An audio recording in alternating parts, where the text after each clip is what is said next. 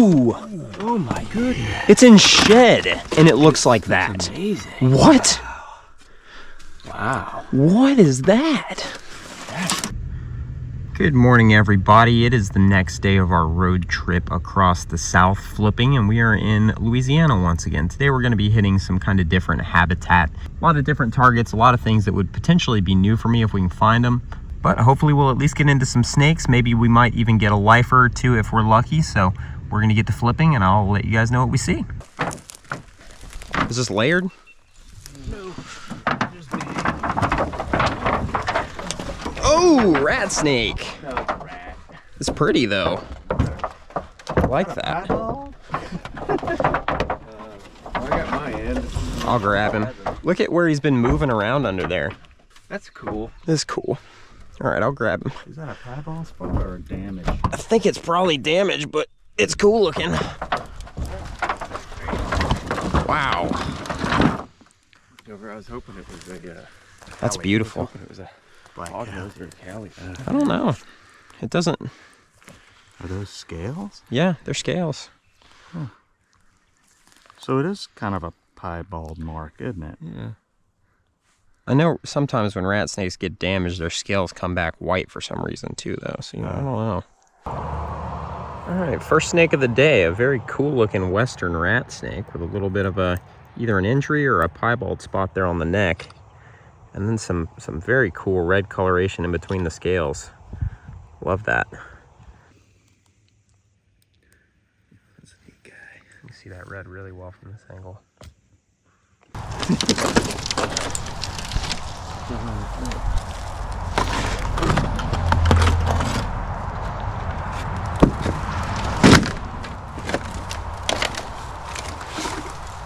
Ooh, what is that? A coach. A little coach. Baby Coachwhip. That was a mysterious looking snake when when the tin first came up. He's turning dark super young. Yeah, he's got that. That's cool. Already. Good to grab him? Yeah, grab him.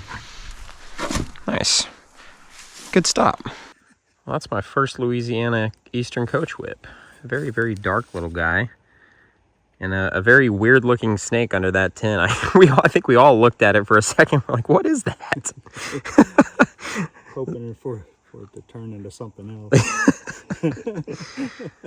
All right, we'll put this guy back. Very cool.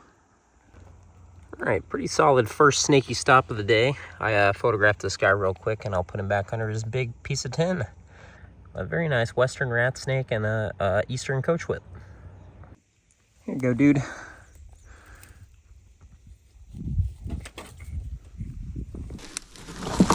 Hey. Rat. A rat snake.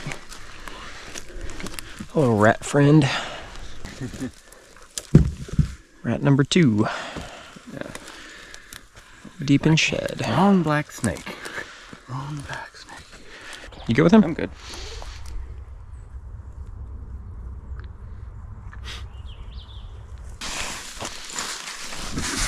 Does this come up in one or?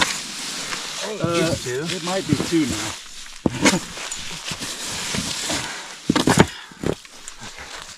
So yeah, we all get our hands on it. Whoa! Oh my God, that's beautiful. No Cali. Holy cow! All the snakes.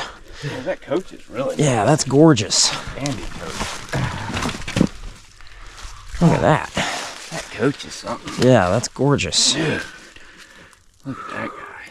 Dang it, I was Snakes abound. really hoping one of these was a Cali. Unfortunately, this Coachwhip is going to be a playing dead guy and not very personable for video, but that is gorgeous. Look at that. Bandiness going on. Very vibrant gold. Nice black head.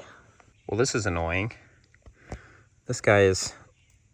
I mean, I've seen Coachwhips play dead before, but I've never seen the mouth open, slobbering all over itself like a hognose. That's next level. I guess I'm going to give up on pictures and just photograph a better one at some point. It's a very convincing death feigning, though. As good as any. Going this way? Yeah, unfortunately. Ooh, another pretty coach. thing's almost solid black. Good. Got some intermediates. That's cool. Velvet head going. Oh, I pulled his tongue out on accident. He's got. All right, here's the darker Coachwhip. This one's a little less playing dead, but he's still just sitting there kind of awkwardly flicking his tongue. Very pretty snake though, almost solid black with this nice kind of pinkish look on the tail, which we definitely do not get out east. It's definitely a little bit different from what I'm used to, but still a very, very pretty snake. Just like the other one, but I like this one better because it's not acting like a hognose snake. He looks nice and alive now. It's kind of cool and damp today, so not the kind of day that Coachwhips would really be very active anyways. But as you saw with the last one, these guys are definitely pretty committed to the death feigning sometimes. See, sometimes they'll just, yeah, you can see that neck arching he's doing there. And then they'll just plunge their nose into the ground and flop over like a hognose. Very, very weird to see. And these guys, you know, the Easterns at home will do this, but it seems like these guys are a little more prone to it than what we're used to. All right, we got finished photographing these guys. Very, very cool to see this diversity in Coachwhip phenotype out here. I love me a good Coachwhip. And these guys are no exception. I didn't love photographing them, but I loved finding them.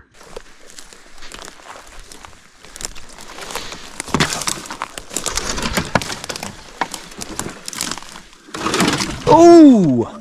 Oh my goodness. It's in shed, and it looks like that. That's amazing. What? Wow. What is that?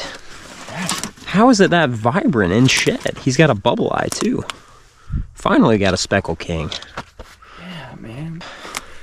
Hey, but that bubble eye, I'm not worried about busting out the camera. That thing just popped under there. You're welcome. Man, I wonder what that would look like freshly shed. We're not going to miss a lamp today. That was a good one. This is probably the best looking deep in shed snake I've ever seen. He's crusty, deep in shed, and still looks like that. That's wild. Doesn't matter where they go, they're going through somebody else. That's all they do.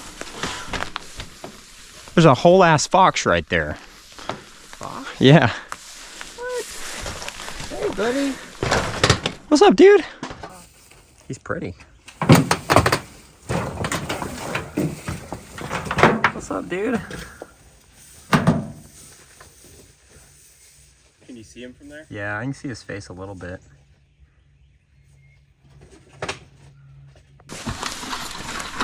Got two. Ooh, Callie! Nice! Yeah! Callie, brah. Look at that. Dude. Oh, yeah. Heck yeah. Gunshots. Oh, man. It's cool looking. Bastard. Cool looking. Yay. All right, well, that was one of the big things we wanted to see today, a Prairie Kingsnake. This is not a species that we have seen too often on the channel, and this forested phenotype is not something we've ever seen, really. Look at that. So beautiful. Obviously, these guys are quite a bit different from the mole kings we have in Georgia, even though at one time they were considered the same species. I think the current taxonomy has them listed as a full species, but definitely a very mole king adjacent animal, albeit a little bit easier to flip under 10, it seems. But very, very pretty snake. Subtly beautiful, no flashy colors or anything, but very, very cool nonetheless. Exactly what we were hoping to see today. In typical Caligaster fashion, this guy's doing a little bit of a head twitch, but being cool and wet outside, he's not very energetic about it. But yeah, second Lamprepeltis of the day, and the first Prairie Kingsnake we've seen on the channel in a fat minute. And definitely the first of this kind of phenotype we've ever found in the wild. I guess the closest thing we've seen would be like the Montane ones in Oklahoma. But this is pretty different from that even, despite the fact that we're not really terribly far from there. I also don't know if it's coming through on video, but he's got a kind of greenish tint to his belly. Really unique looking. So other than the 10 pile, here's an idea of what the actual woods look like here. Definitely a little more similar to what we find mole kings in back home than most of the prairie kings I've ever seen before. These are good for kings. Oh, king, king, king. Beautiful king. I said these are good for kings, and then sure enough, the first layer. Oh, wow. Yeah. That's so different. That's almost Ozarky looking. Yeah. They get more even specklings over here. He's got an eye problem. He does. I don't think you can see over here. Let's get into the rest of this. Yeah. Those are just little pieces, huh? Yeah. He was right on top. Oh, rat snake right here. Big rat snake. All right.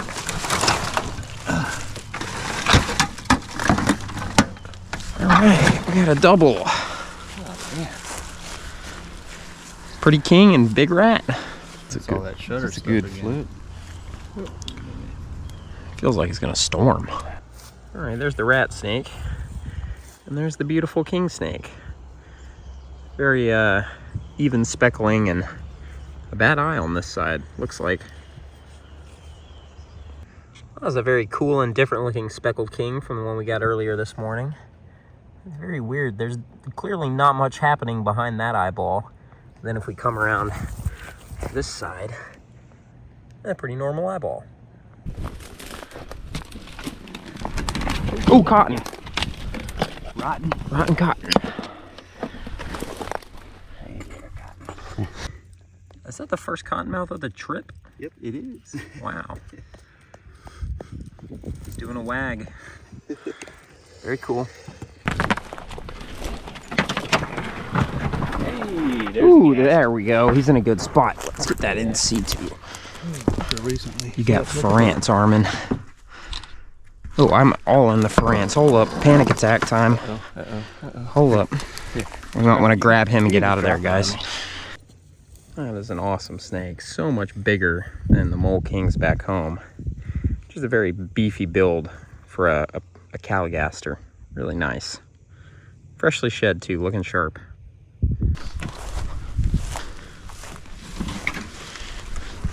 Hey, What you got? got another Cali. Oh, that one's huge and dark. Yeah. Goodness. That one is like, that might be a 4-footer. 3.5, almost 4. Yeah. Got some dirt. You've got the stink eye too. Might be just red soil eye. Yeah, deep in shit. Oh, he's got red soil on him. Dirty. Oh, he almost got you in the face. Well, I'm currently getting got on my neck by a fire ant. Whew. He wants to give you a kiss. You want to be the second species of king snake to bite me on the face this trip?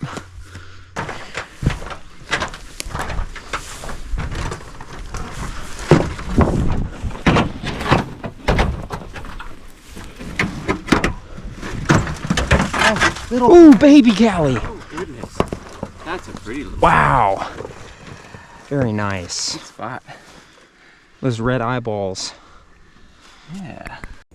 There's our next one. This is like I was just saying, this is like a normal adult mole king back home. But this is a little guy here. A little bit more pattern to him than the other ones we've been seeing, but they kind of grow out of that and darken up, I think. Is that right? For the most part, but sometimes you do get adults with patterns. So this guy could retain that. Potentially. Probably won't, but it could. It's raining a little too much to photograph this guy, but cool to see him.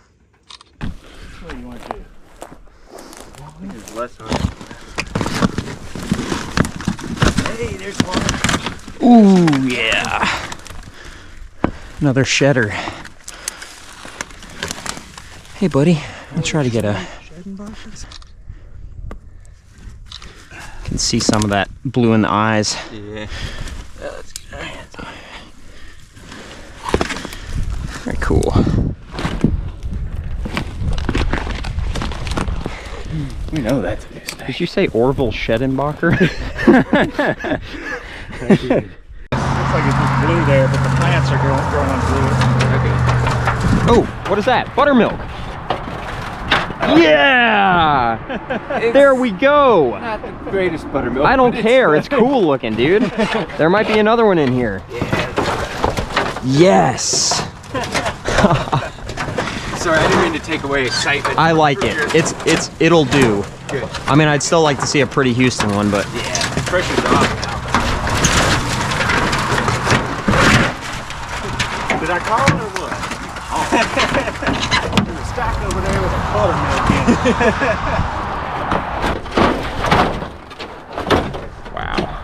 It's not in shed or anything, so just got a little bit of a. Yeah, that's an interesting looking animal. He's just different.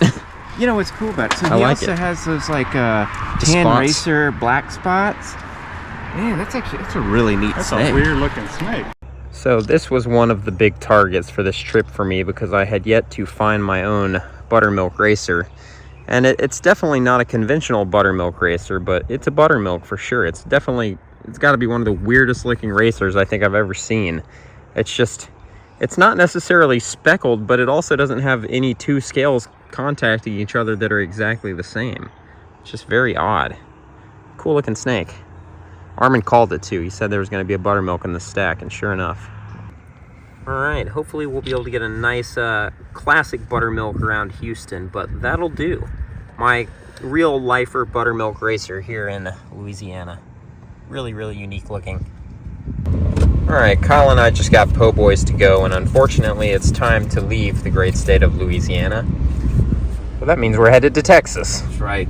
Let's do it. Finish off strong in Texas and hopefully cap a really awesome trip with even more awesome stuff. But that'll be in the next episode, so thanks for watching. We'll see y'all next time.